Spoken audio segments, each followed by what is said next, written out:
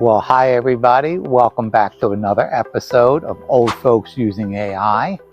Now, one of the things that really started to hit us on this trip in Chiang Rai and in Thailand in general was just how inexpensive everything is. And I'm talking about not cutting corners or sacrificing experiences. More drinks.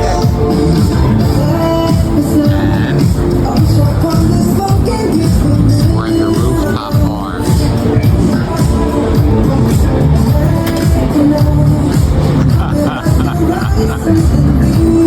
Yeah. And here's Ninya again.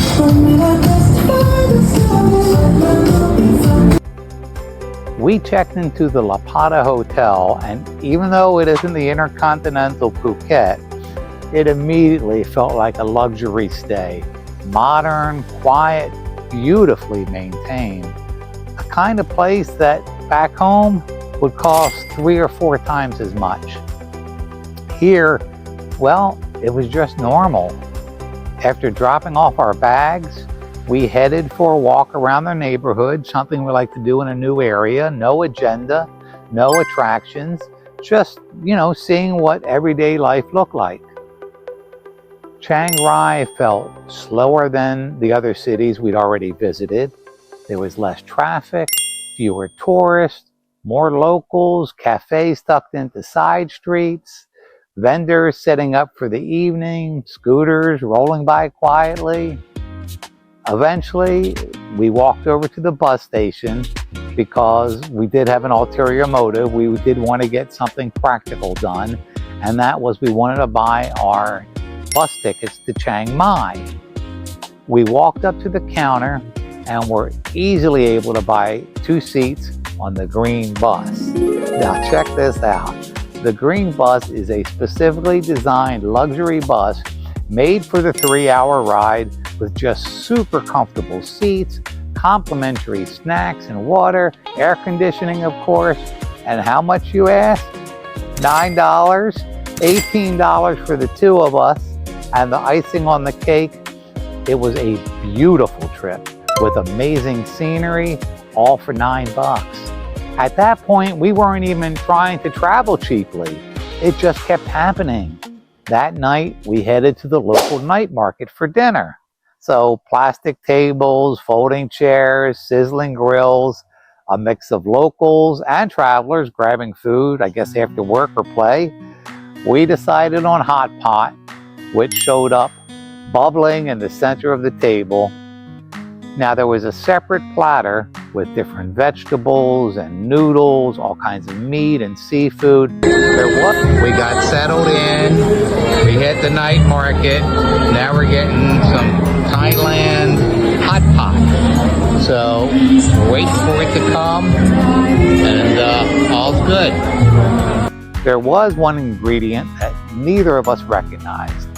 So I did what I've done all over this trip. I took a photo, I uploaded it to ChatGPT. Within seconds, it identified it as marinated jellyfish strips. So not exactly something we grew up eating, and honestly, it's not one of my favorites. It's crunchy and chewy and lightly seasoned. I don't know, kind of like eating bone cartilage. But the rest was super awesome, super tasty and good. We added a couple beers, and then we just watched the night market roll on around us. The total bill came to 360 baht, so that's about $10 US. By the way, this nifty shirt I'm wearing was bought at the night market too. I thought it was cool, and it says, "Once upon a time in Chiang Rai." I had ChatGPT translate it for me. It was 200 baht, or about $6. The next day, we had a rest day. I went into a local barber shop. No English spoken, no signs I could read, just an old guy who motioned me into his chair. I got a haircut, beard trim, straight razor shave, and shampoo. Guy was slow, careful, professional. The total cost, including a generous tip, $7. While I was getting all beautiful, Ninya went for a 90-minute Thai massage. So not a quick little back rub, a real 90-minute massage. Total cost $14. By the time we met back up, we both felt completely reset. That night, we were craving khao soi, a specifically northern Thailand dish that we hadn't tried yet. Instead of wandering aimlessly, we asked ChatGPT to find us a nearby spot with good reviews. It pointed us to a small, kind of hole-in-the-wall restaurant near the bus station. We were familiar with it. When we got there, it was definitely not fancy, just locals eating dinner. We shared a massive bowl of khao soi, a platter of homemade pork sausage, so good, and a bowl of pork chili that packed some real heat. It was rich, comforting, and unforgettable. Easily a top 5 meal of the entire trip. Okay, well, since you asked, the bill, 2 entrees, 2 beers, another nice tip, $12. The following day was our biggest Chiang Rai experience, an all-day group tour booked through the Viator app for $44 each. And here's where the value really stacked up.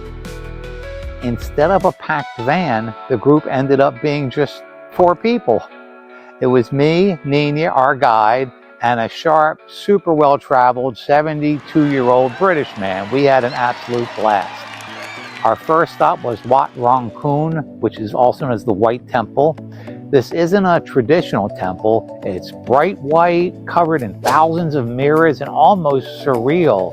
Every detail has meaning. The bridge over hell, the reaching hands, the path towards the rebirth. It's one of the most visually striking places we saw in all of Thailand.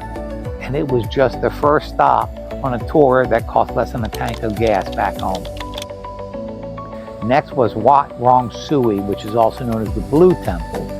Deep sapphire blue, gold accents, and a calmer, more spiritual atmosphere. Less crowded, more peaceful, incredibly beautiful up close. Standing inside, it felt modern, but sacred at the same time. A completely different vibe from the White Temple, yet just as memorable. Then we visited the Bon Dam Museum, often called the Black House. Dark buildings, strange architecture, animal bones, skulls, and unsettling artwork. It's not a place you rush through. It's meant to make you think and maybe feel a little uncomfortable. It's art, history, and philosophy all blended together. After that, we stopped at a long neck Karen village. Our guide explained their traditions and history and the complicated reality of how tourism affects their lives. It's somewhat controversial. Some people feel that it's just not right to have these desperately poor people on display for the tourists. Other people feel like it's a legitimate way to make a living, and certainly better than an even more sparse life in the mountains. It's not a simple topic, but hearing it explained in context made the visit more meaningful and thoughtful. From there, we headed north to the Golden Triangle, where Thailand, Laos, and Myanmar meet. The view is peaceful now, but the history behind it isn't. Standing there looking across the river, it was strange to think how central this area once was to the global opium trade. That led perfectly into our final stop, the House of Opium. This museum explains exactly how opium shaped the region, economically, politically, socially. It's detailed, honest, and surprisingly well done. I had a few questions for ChatGPT about opium too. By the end of the day, we'd seen temples, art history, and borders between countries.